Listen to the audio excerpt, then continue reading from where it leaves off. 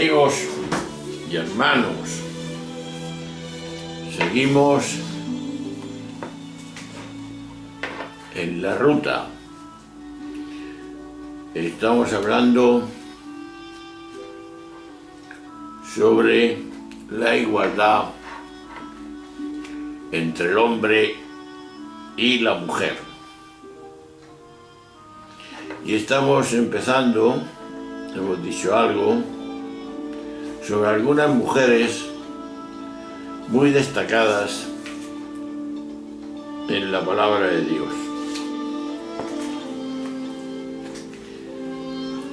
Esta mujer se llama Sirofenicia, la mujer sirofenicia, una mujer que sabe vincular la cabeza con el corazón.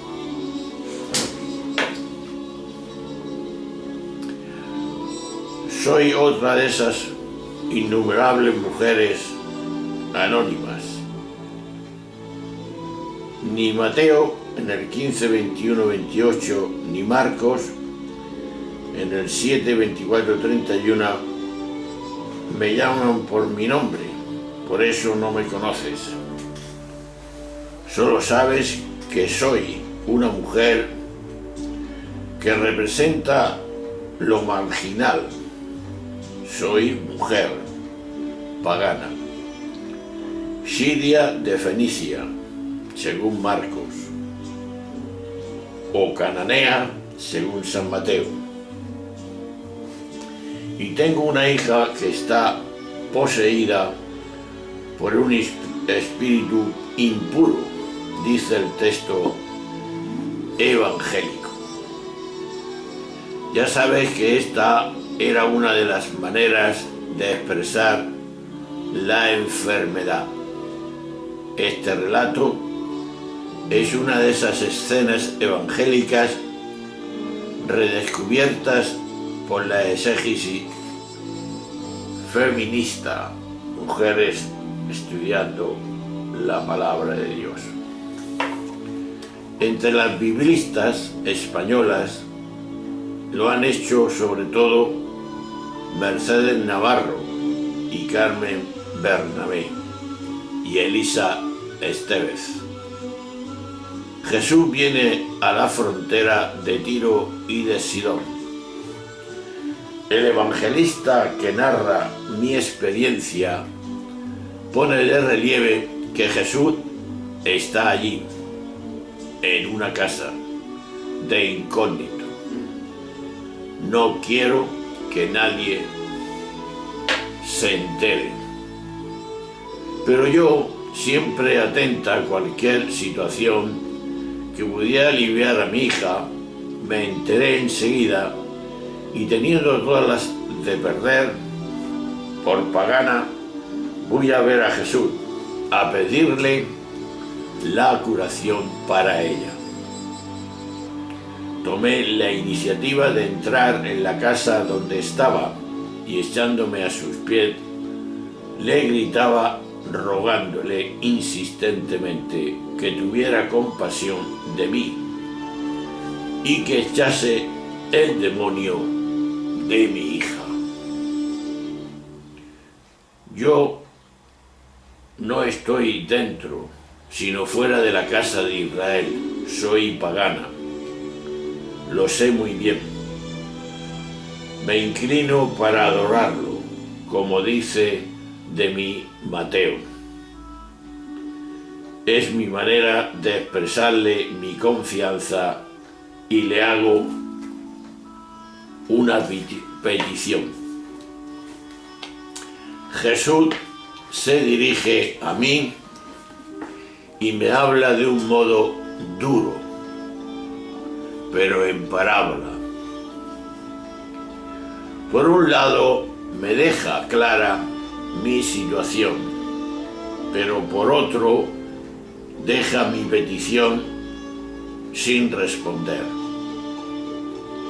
Deja primero que se sacien los hijos, porque no está bien tomar el pan de los hijos para dárselos a los perrillos.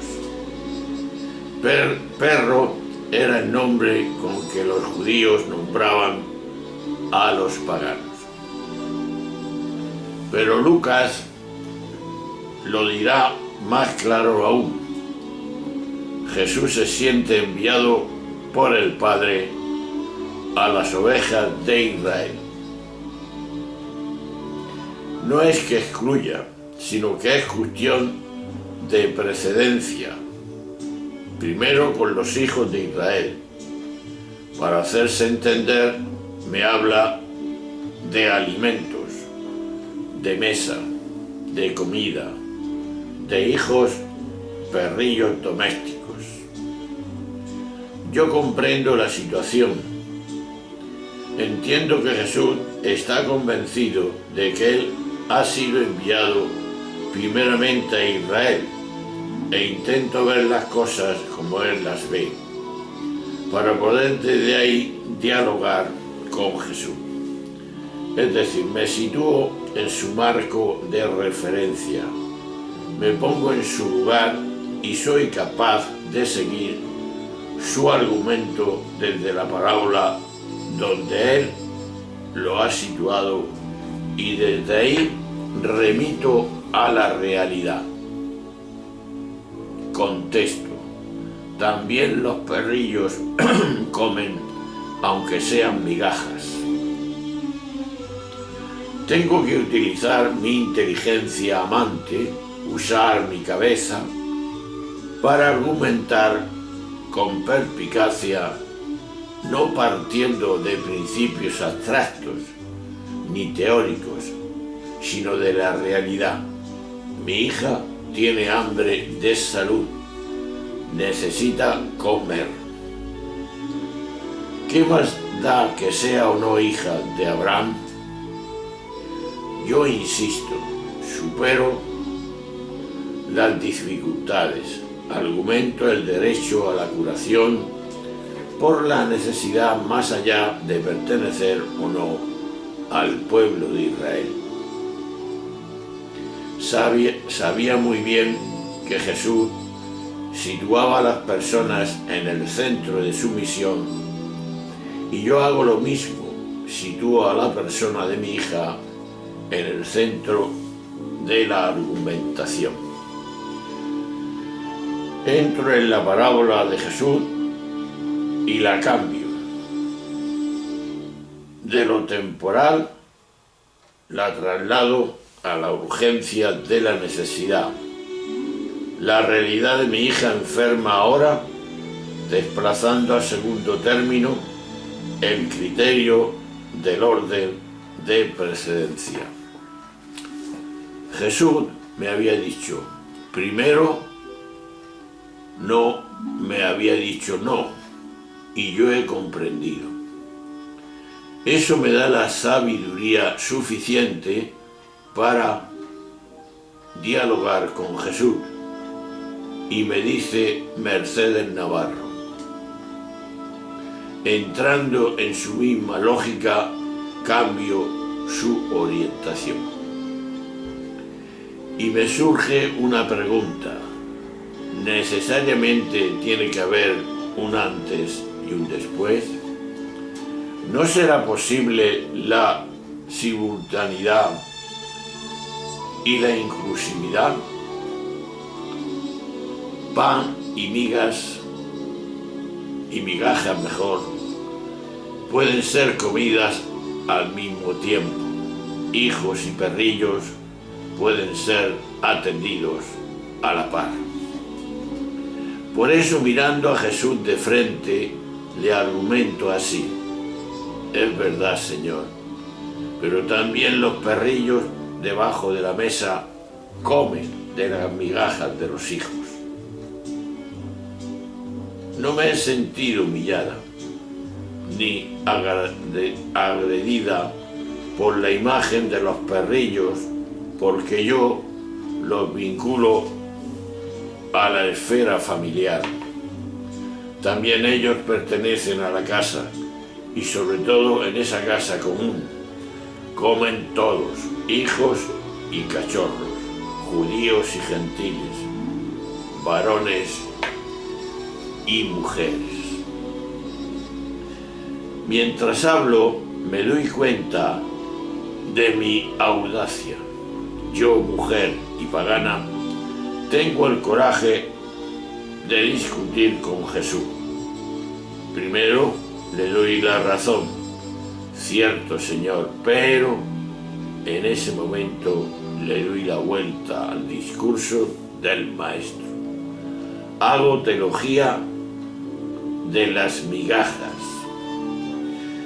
Asumo que estoy socialmente del lado de los que reciben las migajas, pero estoy en la misma casa del Señor y arriesgo a creer, como madre que soy, que para Dios la preferencia la tiene el mayor necesidad de sus hijos, el hambre de salud, y no la pertenencia a un pueblo o una religión. La mirada de Jesús me lo dijo todo sin palabras.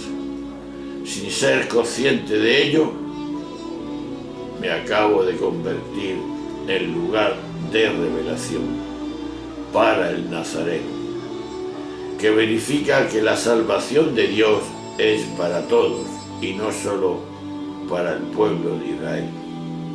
En mí, Jesús contempla un modo nuevo al Dios Madre de todas las personas, más allá de su religión, raza, sexo, clase.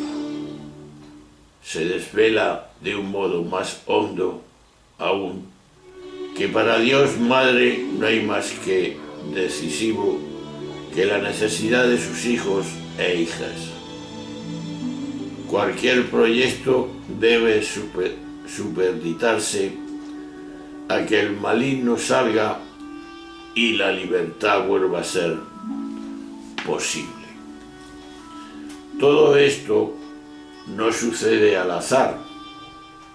No es casualidad que Jesús esté allí en un lugar fronterizo. Probablemente el presidente ya desde hace algún tiempo que debe incluir a los paganos en su intención, y es ahora cuando se le abren los ojos con más claridad. Pero paradójicamente soy yo una mujer que está fuera de las fronteras de su misión. Las fronteras se pueden eliminar, pero hay muchas formas de hacerlo. Con la violencia, forzando rupturas de las limitaciones que separan una orilla de otra. También se pueden hacer en un ámbito de libertad y de diálogo. Esto es lo que en este encuentro se va a llevar a cabo.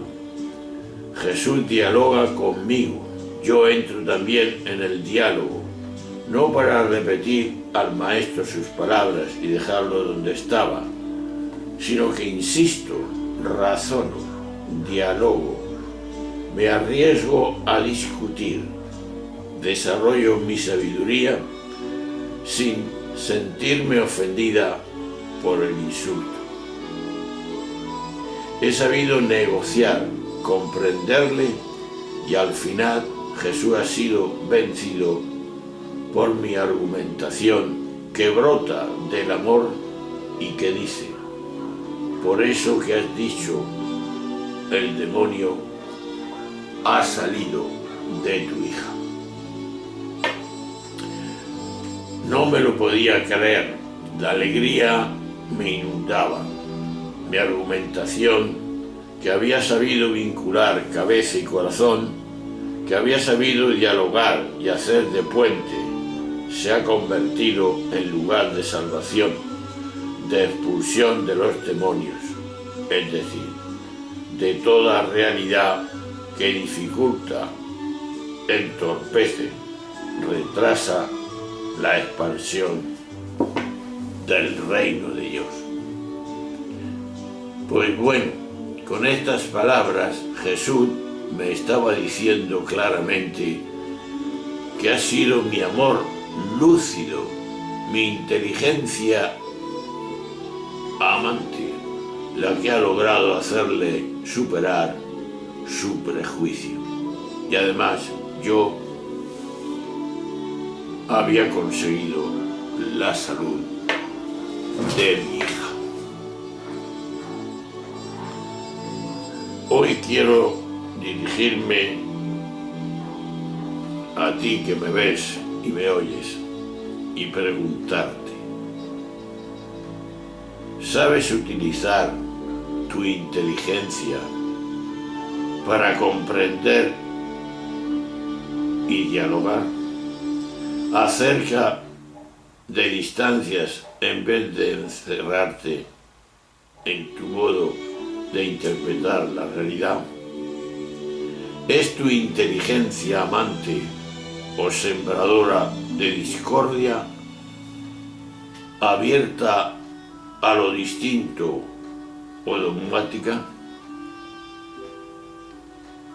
Jesús y yo supimos dialogar, hacer de nuestra cabeza un lugar para el encuentro, para la ruptura de fronteras, clichés y estereotipos sin mediar violencia alguna. Y es que la inteligencia lúcida y amante fue nuestra herramienta. ¿Qué tal que te suceda a ti así y a todos, mujeres y hombres que quieren la salvación? Pero observo, sin saberlo, que había hecho de intermediaria para que en Jesús se hiciera patente que el reino es un regalo no para unos cuantos, sino para todos. Marcos pone de relieve, por el contexto, que Jesús incluye desde ahora a los paganos entre los destinatarios de su hermoso mensaje.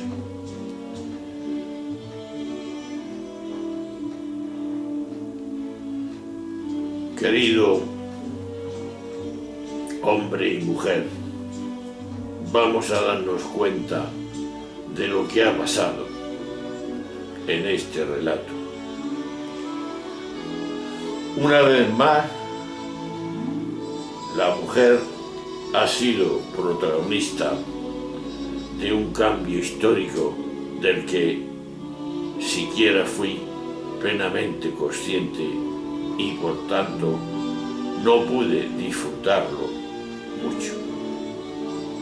Pero lo verdaderamente importante es que ha sido el diálogo sostenido, a pesar de haber empezado en negación e incluso en confrontación, debido a los clichés y estereotipos, el que termina tendiendo un puente entre el mundo judío y el mundo pagano.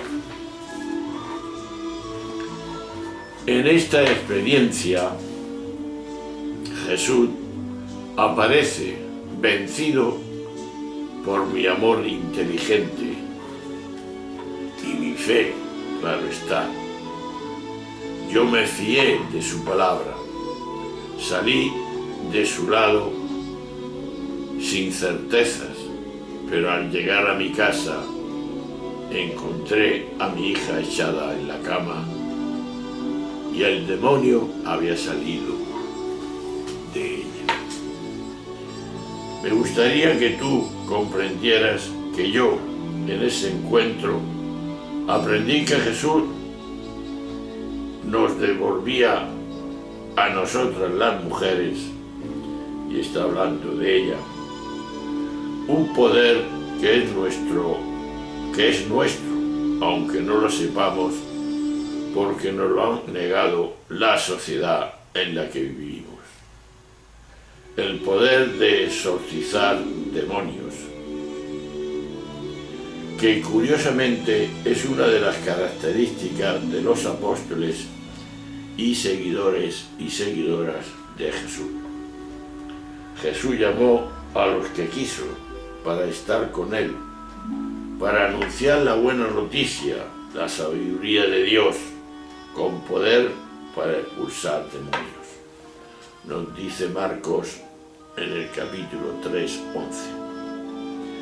El Evangelio Mateo recoge las bellas palabras que Jesús me dirigió. Fui yo la depositaria de una de las alabanzas más grandes que Jesús hizo. No me la hizo solo a mí, sino a todas las mujeres del mundo que, como yo, creen y confían en ellas mismas y en Jesús.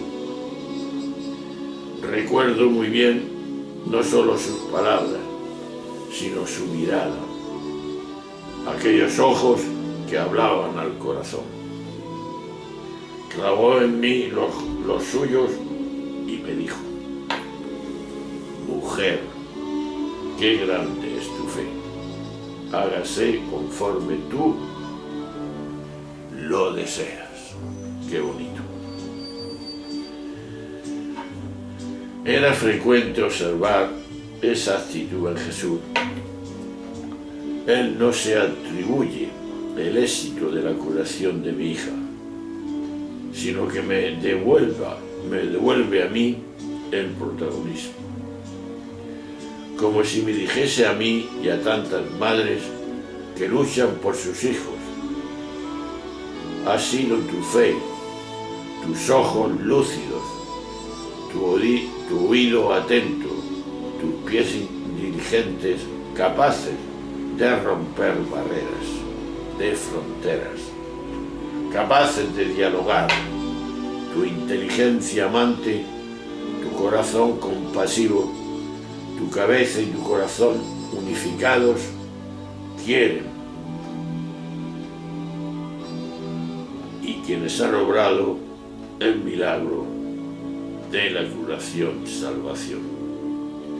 Te deseo que esta experiencia sea para ti y para todos los que escuchéis este vídeo y lo veis, signo profético y antorcha que ilumine los difíciles caminos del diálogo que rompen fronteras y transforman el lugar de revelación de Dios, salvación para todos, sin discriminaciones alguna.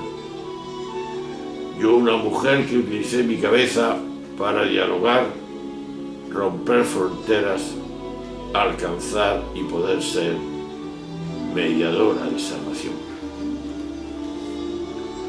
Un saludo de la mujer sirofenicia.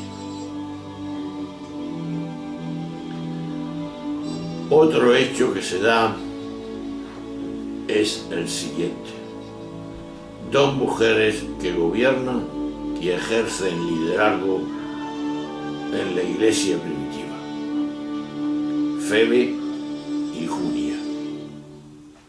Febe, diácono de la iglesia de Cencreas, dice así: yo soy Febe. Quizá no está bien que comience mi presentación diciendo que soy una de las pocas mujeres reconocidas públicamente por Pablo como dirigente de una de las iglesias cristianas. No era la única, pero ahí ha quedado mi nombre como claro testigo de una realidad que hoy cuesta trabajo reconocer y sobre todo acoger. Soy la única persona de la literatura paulina que llevé una carta oficial de recomendación que dice así: Pablo escribió esta carta a los romanos hacia el año 55 y en ella se dice: a la comunidad algunas cosas mías. En primer lugar, se le pide que me acojan como conviene a los santos, ya que yo soy hermana creyente. Pero además se le recomienda que me ayuden en todo lo que yo necesite. Pablo, en 2 renglones, en la carta a los romanos, en el capítulo 16 del 1 al 12, expone las razones para justificar este ruego. Porque soy diácono y prostatis. Voy a hablarte de estas 2 palabras que me definen, porque una vez más algunas palabras se han traducido de diversas maneras según el sujeto sea masculino o sea femenino. De todos modos, ya soy hoy muchos los exégetas, varones y no solo mujeres, que expresan con toda claridad que no se me puede negar el reconocimiento del papel de liderazgo que yo he realizado en la Iglesia. Primero, el título de diácono. ¿Qué significa esta denominación? ¿Es un servicio cualquiera o un oficio estable? Las razones que apuntan los investigadores para considerarlo un oficio estable son las siguientes. Pablo utiliza este texto el participio oisán, que unido a un sustantivo indica que se trata de un título estable. El kai antes de los diáconos está puesto para resaltar la palabra siguiente: dice de mí no solo lo que soy, creyente, sino además diácono. Este subrayado es también un indicio de que se designa un ministerio específico. El uso del genitivo, la iglesia de Centreas, es también significativo. Indica que se trata de un ministerio estable y reconocido de esa comunidad. Cuando Pablo en otras cartas utiliza este mismo término de diáconos para referirse a sí mismo o a otro dirigente varón, los exégetas no dudan en traducirlo como ministro, diácono, misionero. Si con este término se designa a ministro de la Iglesia, Pablo, Apolo, Timoteo, Tiquio o Epafras, ¿por qué aquí va a tener un significado distinto por el mero hecho de que yo, mujer, sea el sujeto de esa denominación? Todo ello hace que al fin se reconozca la verdad, y es que yo, igual que otras mujeres y varones, hemos ejercido como diáconos en la Iglesia primitiva. Esto quiere decir que yo era reconocida con la función oficial de ministra, misionera, predicadora oficial de la Iglesia de Cencreas y no diaconisa de las mujeres, título posterior de la Iglesia del siglo III y IV. Pero Pablo no dice solo que soy diácono, sino también que soy prostatis de muchos y también de él. ¿Qué significa este nombre? Antes de hacer un análisis de este término en las cartas de Pablo, quiero que sepas que las últimas investigaciones sociológicas y el estudio de la antropología cultural van sacando a la luz datos hasta ahora muy desconocidos. En la sociedad grecorromana eran frecuentes agrupaciones sociales y religiosas formadas solo por mujeres. Estas se reunían con frecuencia y llegaron a convertirse en fundadoras, patrocinadoras de asociaciones socialmente mixtas. Los cargos directivos en esas agrupaciones sociales y religiosas eran habitualmente elegidos por un tiempo determinado y su influencia era inferior a la del benefactor de la asociación, con quien a menudo los miembros mantenían una relación de protegido. En este contexto hay que releer el nombre con que Pablo me nombra, prostatis, normalmente la traducción como ayudante, protectora, como si solo hubiese sido alguien que apoyara económicamente a la comunidad y al propio Pablo. De nada ha servido que la literatura de la época al término la connotación de responsable, dirigente, presidente, gobernador. La mayoría de los estudiosos me han negado ese reconocimiento. Como Pablo afirma en su carta que yo era prostatis de muchos y también de él mismo, los estudiosos han rechazado en este sentido de dirigente, patrona. Responsable puede ser su significado en mi caso. Sin embargo, en la primera a Tesalonicenses, el 5:12, el verbo prostatein es utilizado para designar a una persona con autoridad en la comunidad. Y la primera también, Tesalonicenses, del 3-4 y siguientes, y el 5 y 17, sirve para designar las funciones de obispo, diácono o anciano. Una vez más nos encontramos en un mismo término. Se traduce de manera distinta si el sujeto es varón o si es mujer.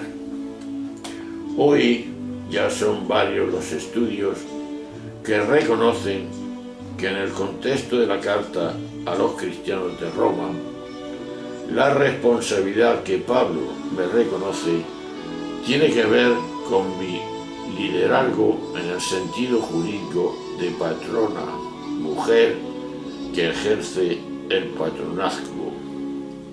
Por tanto, ahora ya es hora de reconocer la verdad de mi responsabilidad y autoridad, que no se limitaba a la comunidad de Centraes, sino que se extendía a otras comunidades, muchas, incluso al mismo Pablo, que mantenía conmigo una relación de protegido y protectora. Quiero explicarte cuál era la función de las patronas. En mi tiempo y en mi sociedad no consistía únicamente en el apoyo económico o la hospitalidad de cara a los miembros de la comunidad, sino que también se me pedía que utilizase mi influencia y mis relaciones cuando fuera necesario para defender y proteger a la comunidad y cada uno de sus miembros. De acuerdo con la ley de reciprocidad que regía el patronazgo grecorromano, Pablo pide a la comunidad de Roma que corresponda tratándome de acuerdo a la ayuda que he prestado, no solo a la comunidad, sino a él mismo, que tenía conmigo una relación de protegido.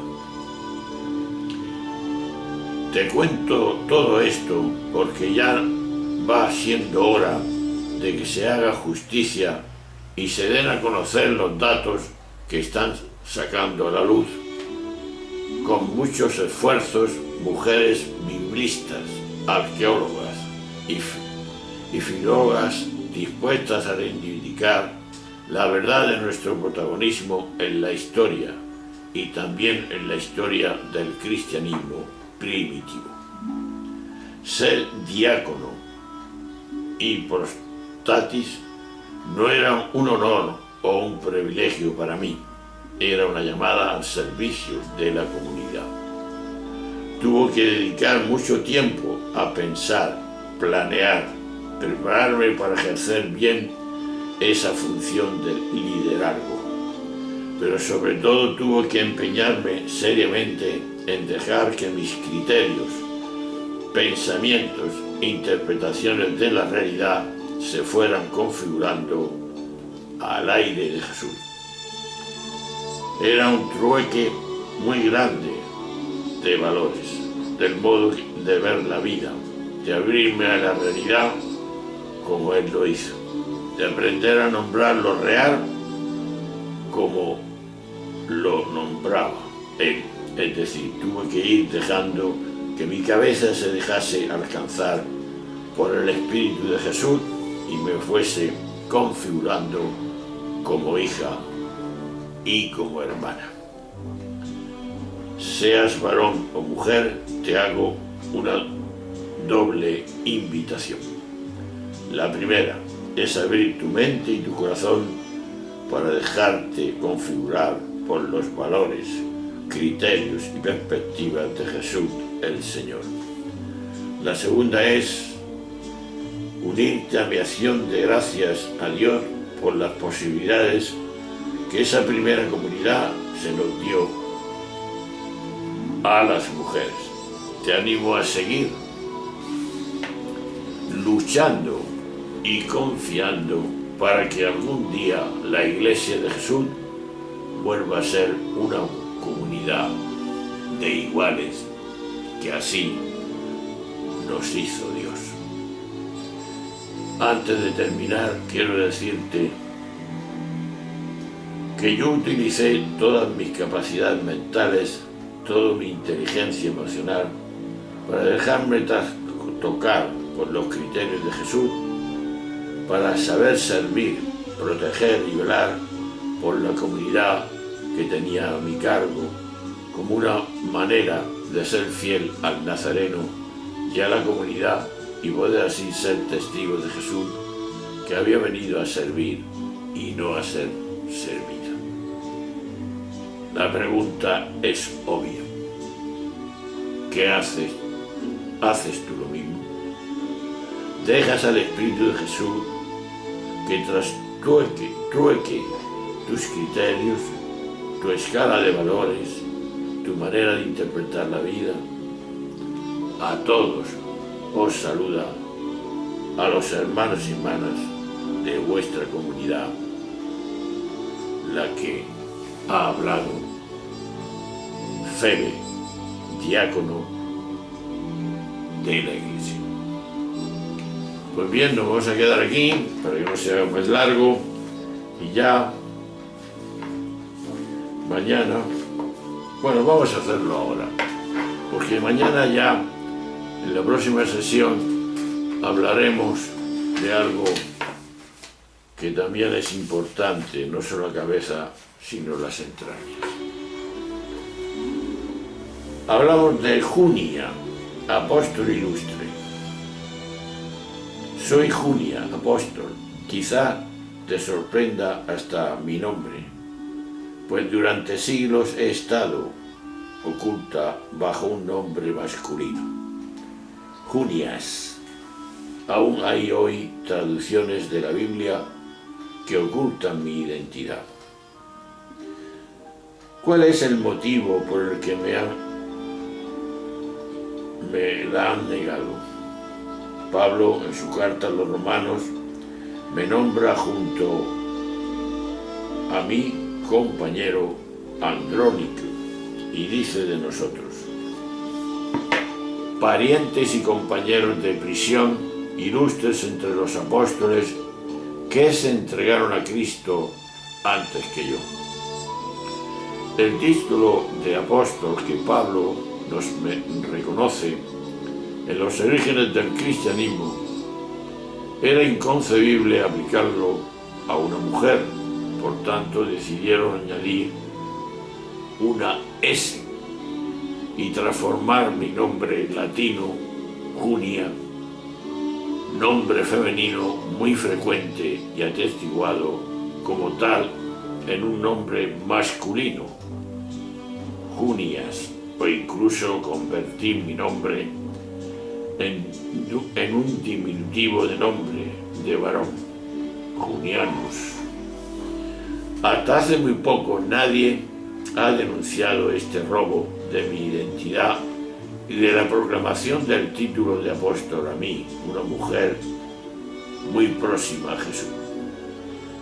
No te olvides que situarme creyente en Jesús antes que Pablo es remontarse a la comunidad de la Palestina en los años 30 y 32, tal como el famoso exégeta Lofi nos reconoce. Apóstoles para Pablo eran los que habían sido enviados oficialmente por la comunidad o por el mismo resucitado. Pablo recuerda que Jesús resucitado se apareció no solo a los amigos y amigas más íntimas, a los apóstoles oficiales, sino a más de 500 hermanos y a la vez de los cuales la mayoría de ellos viven, dice Pablo en 1 Corintios del 15 al 6. Ya son varios los que y las exégetas que hoy nos reconocen perteneciendo al grupo de los apóstoles enviados por el mismo resucitado y formando parte de los misioneros y misioneras judio-cristianos del vínculo de los apóstoles de Jerusalén. A esa comunidad primitiva pertenecimos. Huimos de Jerusalén después del martirio de Esteban, como otros hermanos y parejas cristianas. Así nos convertimos en misioneros y misioneras ambulantes, apóstoles y profetas. Andrónico y yo sufrimos persecución y cárcel por nuestra fe en Jesús, y allí coincidimos con Pablo. Fue entonces cuando nos conocimos, y después de salir de ella, tuvimos un lugar importante en la iglesia de Roma, junto a otras parejas como la de Prisca y Aquila y innumerables mujeres. En esta historia nuestra, en especial esta historia mía, es desestabilizadora y poner en cuenta muchas de las afirmaciones que se han venido haciendo sobre las mujeres y nuestro papel en la iglesia primitiva. Como ya había sabido y seguirás descubriendo por las comunicaciones de mis compañeras de fatigas cristianas, hemos sido fundadoras de iglesias domésticas, predicadoras y misioneras, diáconos, patronos, ministros y apóstoles como Pablo y Bernabé. Si hoy la iglesia institucional quiere ser honesta con la realidad que tiene que reconocer que estos datos rompen con la tradición de que solo los hombres podían tener estos títulos. Un matrimonio, Andrónico y yo, Junia, somos reconocidos como ilustres entre los apóstoles, en los orígenes mismos del cristianismo. Ser nombrado apóstoles por Pablo supone el reconocimiento de nuestro papel de liderazgo en momentos muy cercanos a Jesús de Nazaret. Empleamos toda nuestra inteligencia para acoger y comprender su mensaje y transmitirlo con la máxima fidelidad posible.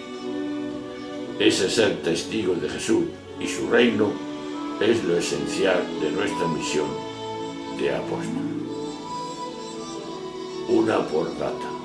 Ser apóstol es una llamada vinculada al bautismo, que requiere capacidad para acoger la palabra de Jesús en la cabeza, en el corazón y en las entrañas, y dejar que se haga verdad en nuestra vida.